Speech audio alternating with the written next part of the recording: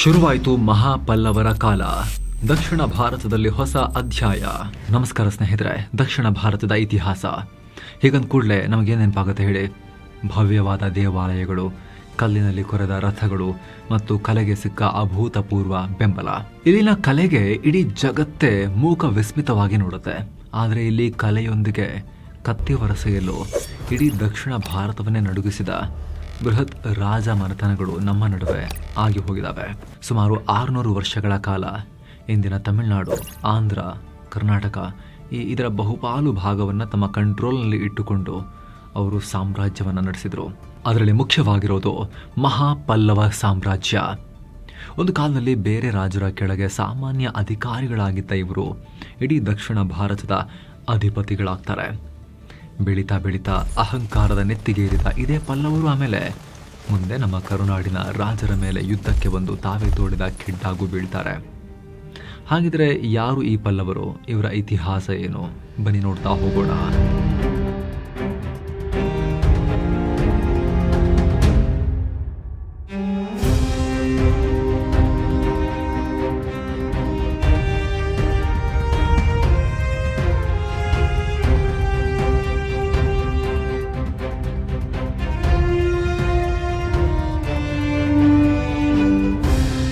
ಸ್ನೇಹಿತರೆ, ಯಾವುದೇ ಒಂದು ಬೃಹತ್ ಸಾಮ್ರಾಜ್ಯ ಹುಟ್ಟಬೇಕು ಅಂದರೆ ಅಲ್ಲಿ ರಾಜಕೀಯ ಪರಿಸ್ಥಿತಿ ಪೂರಕವಾಗಿರಬೇಕು. ಪಲ್ಲವರ ಸ್ಟೋರಿ ಕೂಡ ಅಷ್ಟೇ. ನಾವು ಪಲ್ಲವರ ವಾಸ್ತುಶಿಲ್ಪ, ಅವರ ಕಾಲದ ನರಸಿಂಹವರ್ಮ, ಮಹೇಂದ್ರ ವರ್ಮರ ಸ್ಟೋರೀಸನ್ನು ಬಹಳ ಕೇಳಿದ್ದೀವಿ. ಆದರೆ ಈ ಸಾಮ್ರಾಜ್ಯದ ಬೇರುಗಳು ಎಲ್ಲಿದ್ವು? 3ನೇ ಶತಮಾನದಲ್ಲಿ ಇಡೀ ದಕ್ಷಿಣ ಭಾರತದ ರಾಜಕೀಯ ಚಿತ್ರಣ ಹೇಗಿತ್ತು ಅನ್ನೋದನ್ನು ಅರ್ಥ ಮಾಡಿಕೊಂಡ್ರೆ ಮಾತ್ರ ಪಲ್ಲವರ ರಿಯಲ್ ಪವರ್ ಏನು ಅಂತ ನಮಗೆ ಅರ್ಥ ಆಗುತ್ತೆ. ಇದಕ್ಕೆ ನಾವು ಇತಿಹಾಸದ ಪುಟಗಳನ್ನು ಸುಮಾರು 1800 ವರ್ಷಗಳಷ್ಟು ಹಿಂದಕ್ಕೆ ತಿರುಗಿಸಬೇಕು. ಸ್ನೇಹಿತರೆ, ಅದು ಸಾಮಾನ್ಯ ಶಕೆ 250ರ ಟೈಮ್. ಅಲ್ಲಿವರೆಗೂ ಇಡೀ ದಕ್ಷಿಣ ಭಾರತ ಮತ್ತು ಡೆಕ್ಕನ್ ಪ್ರಸ್ಥಭೂಮಿಯನ್ನ ಉತ್ತರದಿಂದ ಶಾತವಾಹನರು ಅತ್ಯಂತ ಬಲಿಷ್ಠವಾಗಿ ಆಳ್ತಾ ಇದ್ರು.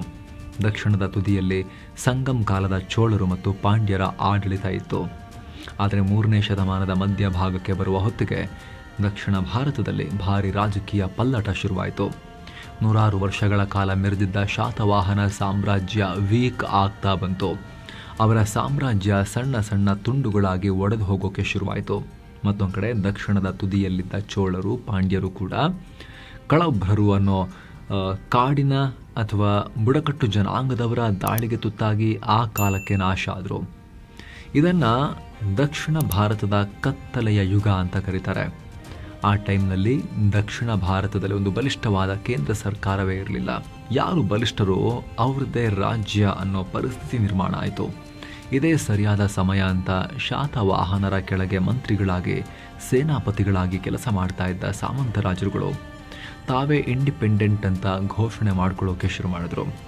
ಹೀಗೆ ಆಂಧ್ರದ ಕಡೆಗೆ ಇಕ್ಷ್ವಾಕುಗಳು, ಕರ್ನಾಟಕದ ಕಡೆಗೆ ಚುಟುಗಳು ತಲೆ ಎತ್ತಿದ್ರೆ, ಇತ್ತ ತಮಿಳುನಾಡಿನ ಉತ್ತರ ಭಾಗ ಅಂದರೆ ಇಂದಿನ ಕಾಂಚೀಪುರಂ ಮತ್ತು ಚೆನ್ನೈ ಸುತ್ತಮುತ್ತಲಿನ ತೊಂಡೈ ಮಂಡಲಂ ಪ್ರದೇಶದಲ್ಲಿ ದಿಢೀರನೆ ಎದ್ದು ನಿಂತವರೇ ಈ ಪಲ್ಲವರು. ಈಗ ನಿಮಗೆ ಪ್ರಶ್ನೆ ಬರುತ್ತೆ, ಚುಟುಗಳು ಅಂದರೆ ಯಾರು ಅಂಥೇಳಿ. ಇವ್ರ ಬಗ್ಗೆ ಸಪ್ರೇಟ್ ಆಗಿ ನಿಮಗೆ ಮಾಹಿತಿ ಕೊಡಬೇಕು, ಅಷ್ಟಿದೆ ಅವ್ರ ಸ್ಟೋರಿ. ಹಾಗಾಗಿ ನಿರೀಕ್ಷಿಸಿ ಸ್ನೇಹಿತರೆ, ಇತಿಹಾಸ ದರ್ಶನ ನೋಡ್ತಾ ಇರಿ. ಈಗ ನಾವು ಪಲ್ಲವರ ಕಡೆಗೆ ವಾಪಸ್ ಬರೋದಾದರೆ, ಈ ಪಲ್ಲವರು ಅಸಲಿಗೆ ಯಾರು, ಎಲ್ಲಿಂದ ಬಂದರು ಅನ್ನೋದ್ರ ಬಗ್ಗೆ ಇತಿಹಾಸಕಾರಲ್ಲೂ ಇವತ್ತಿಗೂ ದೊಡ್ಡ ಡಿಬೇಟ್ ನಡೀತಾನೆ ಇದೆ. ಮುಖ್ಯವಾಗಿ 3 ವಾದ ಇದೆ. ಮೊದಲನೇ ವಾದ, ಇವರು ಭಾರತೀಯರೇ ಅಲ್ಲ ಅಂತ ಹೇಳ್ತಾರೆ. ವಾಯುವ್ಯ ಗಡಿ ಅಂದರೆ ಇಂದಿನ ಇರಾನ್, ಪರ್ಷಿಯಾ ಕಡೆಯಿಂದ ಭಾರತಕ್ಕೆ ಬಂದ ಪಾರ್ಥಿಯನ್ನರು. ಈ ಪಾರ್ಥಿಯನ್ನರನ್ನೇ ಸಂಸ್ಕೃತದಲ್ಲಿ ಪಹಲವರು ಅಂತ ಕರಿತಾ ಇದ್ರು. ಈ ಪಹಲವರೇ ದಕ್ಷಿಣಕ್ಕೆ ಬಂದು ಪಲ್ಲವರು ಆದರು ಅನ್ನೋದು ಕೆಲ ಇತಿಹಾಸಕಾರರ ವಾದ.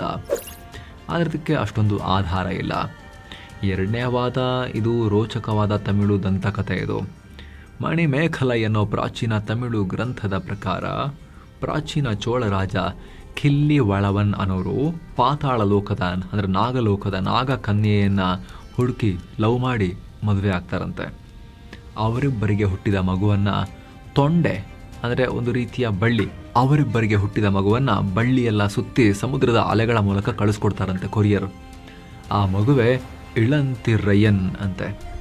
ಆ ಬಳ್ಳಿಯಿಂದ ಅಂದರೆ ಪಲ್ಲವದಿಂದ ಬಂದಿದ್ದಕ್ಕೆ ಇವರು ಪಲ್ಲವರಾದರು ಅಂತ ಕೆಲ ತಮಿಳು ವಿದ್ವಾಂಸರು ಹೇಳ್ಕೊಂಡಿದ್ದಾರೆ. ಇನ್ನು ಸ್ನೇಹಿತರೆ, ಮುಂದುವರಿಯುವ ಮುನ್ನ ನಿಮ್ಮಲ್ಲಿ ಒಂದು ಸಣ್ಣ ಮನವಿ. ವಿಡಿಯೋ ಕೆಳಗಿರೋ ಜಾಯಿನ್ ಬಟನ್ ಮೇಲೆ ಕ್ಲಿಕ್ ಮಾಡೋ ಮೂಲಕ ಆಸಕ್ತ ವೀಕ್ಷಕರು ನಮ್ಮ ಚಾನಲ್ಗೆ ಜಾಯಿನ್ ಆಗ್ಬೋದು. ಎಲ್ಲ ಮೆಂಬರ್ ಓನ್ಲಿ ವೀಡಿಯೋಸನ್ನು ಕೂಡ ನೀವು ನೋಡೋಕೆ ಶುರು ಮಾಡ್ಬೋದು.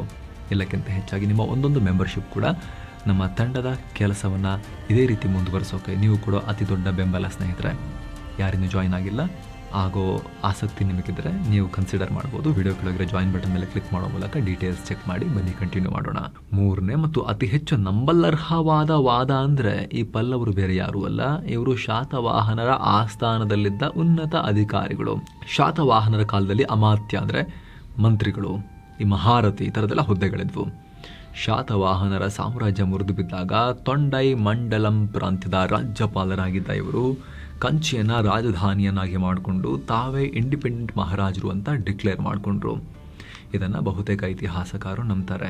ಇದಕ್ಕೆ ಸಾಕ್ಷ್ಯ ಅಂತ ಹೇಳಿ ಪಲ್ಲವರ ಆರಂಭಿಕ ಶಾಸನಗಳೆಲ್ಲ ಶಾತವಾಹನರ ಶೈಲಿಯಲ್ಲೇ ಇವೆ.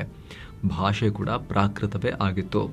ಇತಿಹಾಸಕಾರರು ಆ ರೀತಿ ವಾದ ಮಾಡಿದ್ದಾರೆ. ಇನ್ನು ಪಲ್ಲವರ ಇತಿಹಾಸವನ್ನು ಇತಿಹಾಸಕಾರರು 2 ಭಾಗ ಮಾಡ್ತಾರೆ. ಒಂದು ಪ್ರಾಕೃತ ಶಾಸನಗಳ ಕಾಲ ಆರಂಭಿಕ ಪಲ್ಲವರು, ಇನ್ನೊಂದು ಸಂಸ್ಕೃತ ಶಾಸನಗಳ ಕಾಲ ಬಲಿಷ್ಠ ಪಲ್ಲವರು. ಸಾಮಾನ್ಯ ಶಕೆ 3ನೇ ಶತಮಾನದ ಅಂದರೆ ಸುಮಾರು 275ನೇ ಇಸವಿ ಹೊತ್ತಿಗೆ ಪಲ್ಲವ ವಂಶದ ಅಧಿಕೃತ ಆಡಳಿತ ಶುರುವಾಯಿತು. ಇವರ ಮೊದಲ ನೈಜ ಸ್ಥಾಪಕ ಯಾರು ಅಂದಾಗಲೂ ಕೂಡ ವಿವಾದ ಇದೆ. ಕೆಲವರು ಬಪ್ಪದೇವ ಅಂತಾರೆ, ಇನ್ನು ಕೆಲ ದಾಖಲೆಗಳ ಪ್ರಕಾರ 1ನೇ ಸಿಂಹವರ್ಮ ಪಲ್ಲವರ ವಂಶದ ಮೂಲ ಪುರುಷ ಅಂತಾರೆ. ಈತ ಆಂಧ್ರದ ಗುಂಟೂರು ಭಾಗದಲ್ಲಿ ಪಲ್ಲವರ ಬಾವುಟವನ್ನು ಹಾರಿಸಿ ದಕ್ಷಿಣದ ಕಡೆಗೆ ಗಡಿಯನ್ನು ವಿಸ್ತರಿಸಿದ್ರು ಅಂತ ಹೇಳ್ತಾರೆ. ಆದರೆ ಪಲ್ಲವರನ್ನ ಒಂದು ಅತ್ಯಂತ ಬಲಿಷ್ಠ ರಾಜವಂಶವನ್ನಾಗಿ ಮಾಡಿದ ಆರಂಭಿಕ ರಾಜ ಯಾರು ಅಂತ ಕೇಳಿದ್ರೆ ಅದರಲ್ಲಿ ಡೌಟ್ ಇಲ್ಲ, ಶಿವಸ್ಕಂದ ವರ್ಮ ಅವರೇ. ಈತ 4ನೇ ಶತಮಾನದ ಆರಂಭದಲ್ಲಿ ಆಡಳಿತಕ್ಕೆ ಬಂದರು. ಎಷ್ಟರ ಮಟ್ಟಿಗೆ ಸ್ಟ್ರಾಂಗ್ ಅಂದರೆ ತನ್ನ ರಾಜ್ಯವನ್ನು ಕೃಷ್ಣಾ ನದಿಯಿಂದ ಹಿಡಿದು ದಕ್ಷಿಣದ ಪೆನ್ನಾರ್ ನದಿವರೆಗೂ ವಿಸ್ತರಿಸಿದ್ರು. ತಮ್ಮ ಶೌರ್ಯವನ್ನು ಇಡೀ ಭಾರತಕ್ಕೆ ತೋರಿಸೋಕೆ ಅಶ್ವಮೇಧ ಯಾಗ, ವಾಜಪೇಯ ಯಾಗಗಳನ್ನು ಕೂಡ ಮಾಡಿದ್ರು. ಇವರ ಕಾಲದಲ್ಲಿ ಕಾಂಚೀಪುರಂ ಕೇವಲ ಒಂದು ರಾಜಧಾನಿಯಾಗಿರಲಿಲ್ಲ, ಇಡೀ ದಕ್ಷಿಣ ಭಾರತದ ಅತಿ ದೊಡ್ಡ ಎಜುಕೇಷನಲ್ ಹಬ್ ಕೂಡ ಆಗಿತ್ತು. ಸಮುದ್ರಗುಪ್ತರ ದಾಳಿ ಮತ್ತು ಕಾಂಚಿಯ ವಿಷ್ಣುಗೋಪ, ಹೀಗೆ ಪಲ್ಲವರು ದಕ್ಷಿಣದಲ್ಲಿ ಅಶ್ವಮೇಧ ಯಾಗ ಮಾಡಿ ನಾವೇ ಸ್ಟ್ರಾಂಗ್ ಅಂತ ಮೆರಿತಾ ಇದ್ದಾಗಲೇ ಉತ್ತರ ಭಾರತದಿಂದ ಮತ್ತೊಂದು ಸಿಂಹದ ಎಂಟ್ರಿ ಆಯಿತು. ಅವರೇ ಭಾರತದ ನೆಪೋಲಿಯನ್ ಅಂತ ಕರೆಯಲ್ಪಡೋ ಗುಪ್ತ ಚಕ್ರವರ್ತಿ ಸಮುದ್ರಗುಪ್ತ. ಇಡೀ ಉತ್ತರ ಭಾರತವನ್ನ ಗೆದ್ದ ಸಮುದ್ರಗುಪ್ತರ ಕಣ್ಣು ದಕ್ಷಿಣ ಭಾರತದ ಮೇಲೂ ಕೂಡ ಬಿತ್ತು. ಆಗ ಶುರುವಾಗಿದ್ದೆ ದಕ್ಷಿಣದ ಪಲ್ಲವರಿಗೂ ಉತ್ತರದ ಗುಪ್ತರಿಗೂ ಐತಿಹಾಸಿಕ ಮುಖಾಮುಖಿ. ಅದು ಸಾಮಾನ್ಯ ಶಕೆ 350ರ ಆಸುಪಾಸು. ಸಮುದ್ರಗುಪ್ತ ಅವರು ತನ್ನ ದಕ್ಷಿಣಾಪಥ ದಂಡಯಾತ್ರೆಯನ್ನು ಶುರು ಮಾಡ್ತಾರೆ. ದಕ್ಷಿಣದ 12 ರಾಜರನ್ನ ಒಬ್ಬರಾದ ಮೇಲೆ ಒಬ್ಬರಂತೆ ಸೋಲಿಸ್ತಾ ಮುಂದಕ್ಕೆ ಹೋಗ್ತಾರೆ. ಆಗ ಕಾಂಚಿಯಲ್ಲಿ ಪಲ್ಲವರ ರಾಜರಾಗಿದ್ದವರು ವಿಷ್ಣುಗೋಪ. ಸಮುದ್ರಗುಪ್ತರ ಬೃಹತ್ ಸೇನೆ ಕಂಚಿಯ ಬಾಗಿಲಿಗೆ ಬಂದು ನಿಲ್ಲುತ್ತೆ. ವಿಷ್ಣುಗೋಪ ತನ್ನ ಸೇನೆಯನ್ನು ಕಟ್ಕೊಂಡು ಗುಪ್ತರನ್ನ ಎದುರಿಸೋಕೆ ಹೋಗ್ತಾರೆ.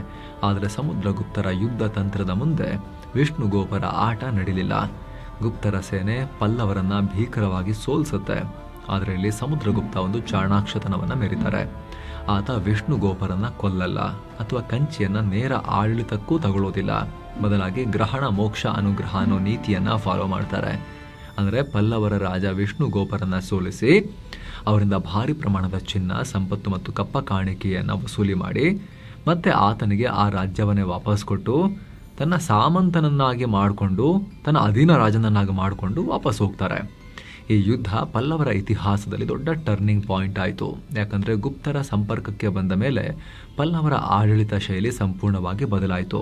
ಅಲ್ಲಿವರೆಗೂ ಪ್ರಾಕೃತ ಭಾಷೆ ಬಳಸ್ತಾ ಇದ್ದ ಪಲ್ಲವರು ದಿಢೀರನೆ ಸಂಸ್ಕೃತ ಭಾಷೆಗೆ ಶಿಫ್ಟ್ ಆಗ್ತಾರೆ. ಸಿಂಹ ವಿಷ್ಣುವಿನ ಆಗಮನ, ಪಲ್ಲವ ಸಾಮ್ರಾಜ್ಯದ ವಿಸ್ತರಣೆ.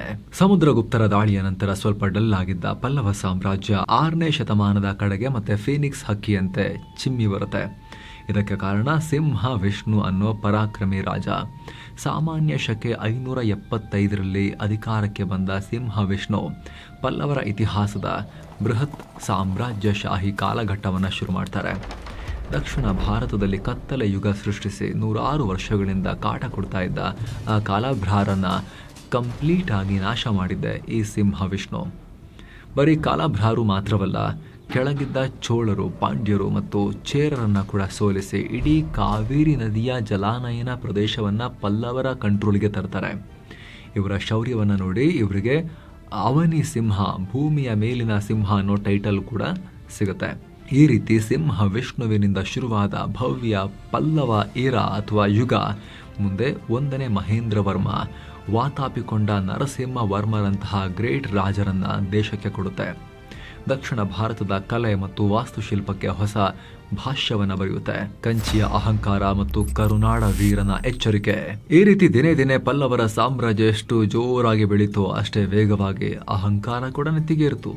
ನಾವು ಇಡೀ ದಕ್ಷಿಣ ಭಾರತದ ಅಧಿಪತಿಗಳು ನಮ್ಮ ಸೇನೆಯನ್ನ, ನಮ್ಮ ಅಶ್ವ ಕುದುರೆ ಪಡೆಯನ್ನ ಎದುರಿಸೋ ತಾಕತ್ತು ಯಾರಿಗೂ ಇಲ್ಲ ಅನ್ನೋ ದರ್ಪದಲ್ಲಿ ಅವರು ಮೆರೆದ್ರು. ಆದರೆ ಇದೇ ಅಹಂಕಾರದಲ್ಲಿ ಕಂಚಿಯ ಬೀದಿಯಲ್ಲಿ ಅವರು ಒಂದು ಸಣ್ಣ ತಪ್ಪನ್ನು ಮಾಡಿದ್ರು. ಇಡೀ ಪಲ್ಲವ ಸಾಮ್ರಾಜ್ಯವನ್ನೇ ಅದು ನಡುಗಿಸ್ಬಿಡ್ತು. ಶಿಕ್ಷಣಕ್ಕೆ ಅಂತ ಕಂಚಿಗೆ ಹೋಗಿದ್ದ ನಮ್ಮ ಕರ್ನಾಟಕದ ಯುವಕರೊಬ್ಬರಿಗೆ ಪಲ್ಲವರ ಅಹಂಕಾರದಿಂದ ಘೋರ ಅಪಮಾನ ಆಯಿತು. ಅವರು ಕೇವಲ ದರ್ಬೆ ಹಿಡಿಯೋರು, ಕತ್ತಿ ಹಿಡಿಯೋಕೆ ಯೋಗ್ಯತೆ ಇಲ್ಲ ಅಂತೆಲ್ಲ ಅವ್ರನ್ನ ಗೇಲಿ ಮಾಡಲಾಯಿತು ಕನ್ನಡಿಗರನ್ನ ಅಲ್ಲಿ. ಆದರೆ ಈ ಅಪಮಾನದಿಂದ ಸಿಡಿದಿದ್ದ ಆ ಯುವಕ ಅಕ್ಷರಶಃ ಪಲ್ಲವರಿಗೆ ಸಿಂಹ ಸ್ವಪ್ನವೇ ಆದ್ರು. ವೇದ ಕಲಿಕೆಯನ್ನ ಬದಿಗಿಟ್ಟು ಕತ್ತಿ ಹಿಡಿದ ಆ ವೀರ ದಟ್ಟ ಕಾಡಿನಲ್ಲಿ ನಿಂತೆ ಬೃಹತ್ ಸೇನೆಯನ್ನ ಕಟ್ಟಿ ಕಂಚಿಯ ಮೇಲೆ ಮುಗಿಬಿದ್ದೇ ಬಿಟ್ರು. ಮುಂದೆ ಕದಂಬ ರಾಜ್ಯದ ಸ್ಥಾಪನೆಯನ್ನ ಮಾಡಿದ್ರು. ಹಾಗಿದ್ರೆ ಯಾರು ಅಲ್ಲಿ ಮುಂದೇನಾಯಿತು? ಪಲ್ಲವರಿಗೆ ಬೆವರಿಳಿಸಿದ, ಎಲ್ಲವನ್ನೂ ಇಳಿಸಿದ ಆ ಕರ್ನಾಟಕದ ಅಪ್ರತಿಮ ವೀರ ಯಾರು? ಆ ರೋಚಕ ಇತಿಹಾಸವನ್ನ ಮುಂದಿನ ವರದಿಯಲ್ಲಿ ಎಳೆ ಎಳೆಯಾಗಿ ನಾವು ಬಿಚ್ಚಿಡ್ತೀವಿ ಸ್ನೇಹಿತರೆ. ಅದು ಪಬ್ಲಿಷ್ ಆದಾಗ ಇಲ್ಲಿ ಬಂದಿರುತ್ತೆ. ಇತಿಹಾಸ ದರ್ಶನ ಸರಣಿಯ ಈ ಹಿಂದಿನ ಎಪಿಸೋಡ್ಸ್ ನೋಡೋಕೆ ಇಲ್ಲಿ ಕ್ಲಿಕ್ ಮಾಡಿ ಸ್ನೇಹಿತರೆ. ಹಾಗೆ ಕಡಲಾಗಿ ಮತ್ತೊಮ್ಮೆ ರಿಮೈಂಡರ್, ವಿಡಿಯೋ ಕೆಳಗಿರೋ ಜಾಯಿನ್ ಬಟನ್ ಮೂಲಕ ನೀವು ನಮ್ಮ ಚಾನಲ್ಗೆ ಮೆಂಬರ್ಸ್ ಆಗಿ ಜಾಯಿನ್ ಆಗ್ಬೋದು. ಎಲ್ಲ ಮೆಂಬರ್ ಓನ್ಲಿ ವೀಡಿಯೋಸನ್ನು ನೋಡ್ಬೋದು. ನಮ್ಮ ಚಾನಲ್ಗೆ ಬೆಂಬಲ ಕೊಟ್ಟಂಗೂ ಕೂಡ ಆಗುತ್ತೆ. ಆಸಕ್ತರು ಚೆಕ್ ಮಾಡಿ ಜಾಯಿನ್ ಬಟನ್. ಮತ್ತೆ ಭೇಟಿ ಆಗ್ತಿರೋಣ. ನಮಸ್ಕಾರ.